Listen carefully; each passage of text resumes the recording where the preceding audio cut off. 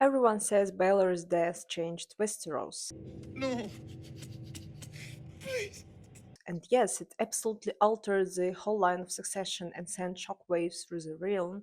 But when you really look at what happened, Baelor didn't start the chain reaction. He steps into something that was already set in motion. The real turning point happened earlier, and it didn't take place in a throne room or a council chamber. It happened on a dusty road when a hedge knight makes a moral choice that could cost him everything.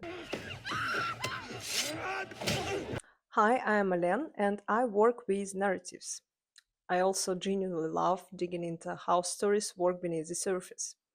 When I first watched fifth episode, I thought I understood what it was doing, and then I started tracing the cause and effect chain more carefully. So let's unpack together what's actually happening in this seemingly simple story. And if you enjoy this kind of layered but accessible analysis, don't forget to subscribe so you don't miss my new videos. So when Baelor dies, it feels like the obvious turning point. It's dramatic, political, and it immediately affects the line of succession.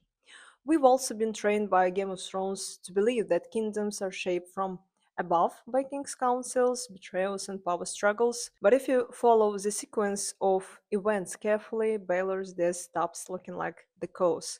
It starts looking like the consequence of something much smaller and much more dangerous. At first glance, this feels like a modest story, a hedge knight wandering from tourney to tourney, a young prince traveling with him, and a cruel Targaryen prince brother causing trouble. Nothing about it screams, this will reshape Westeros. Dunk doesn't look like someone destined to influence history. He doubts himself constantly, he doesn't even feel entirely worthy of being a knight.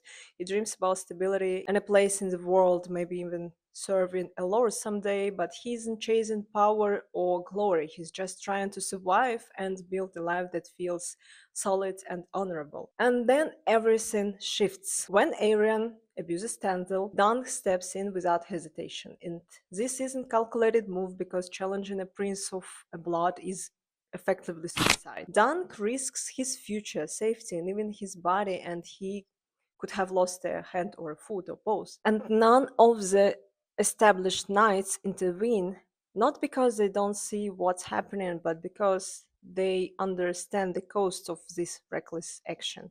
But Dunks acts anyway, and he doesn't act like he has power, he acts because remaining silent would violate his idea of what a knight is supposed to be. He doesn't serve a lord at the moment, he doesn't protect a banner or a house, he protects an idea, and that's a dangerous kind of loyalty because it doesn't belong to any throne. And if he stays quiet, he stops being who he believes himself to be. That's the moment history bends. And then Baelor enters afterwards.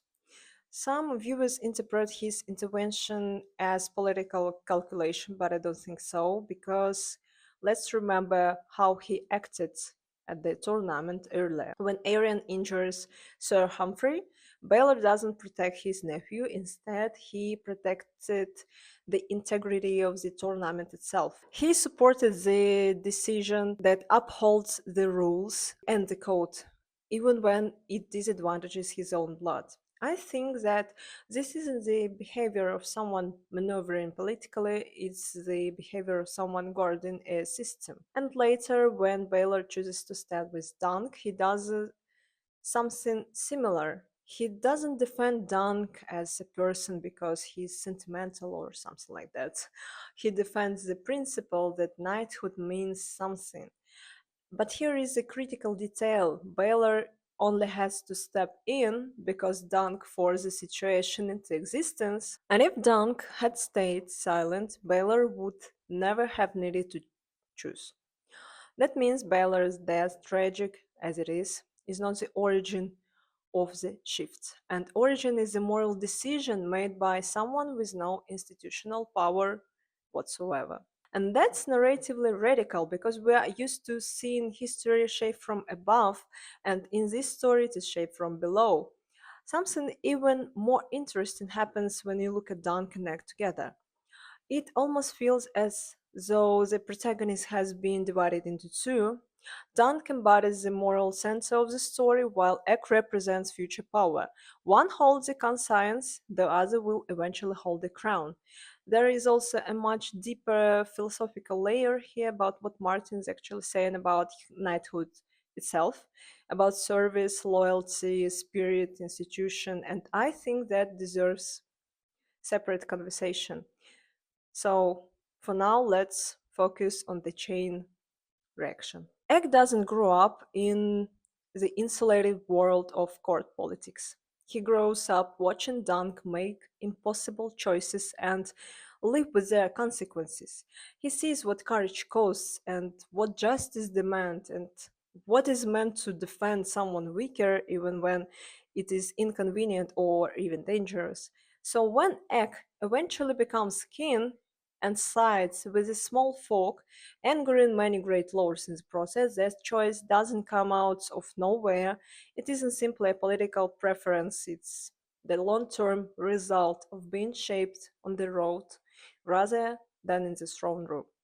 And Baelor's death changes the succession, but Dunk's choice changes the trajectory. And Westeros doesn't shift because a prince dies, it shifts because a man without a rank refuses to bow to power. And Egg grows up watching this, and he learns that authority is not the same thing as legitimacy, and that sometimes serving the real means disappointing the powerful. That lesson follows him all the way to the Iron Throne, and that is far more deeper idea. So maybe Westeros didn't change when a prince died, maybe it changed when a man without rank refuses to bow. And I'm curious what you think about this. At what moment did this story truly shift for you? And was it Baylor's death or was it earlier? Tell me please in the comments, I would love to read your thoughts. And thank you for watching this video. If you enjoyed unpacking stories layer by layer like this, you can subscribe my channel to support it. I'll be very pleased. Thank you. Bye bye.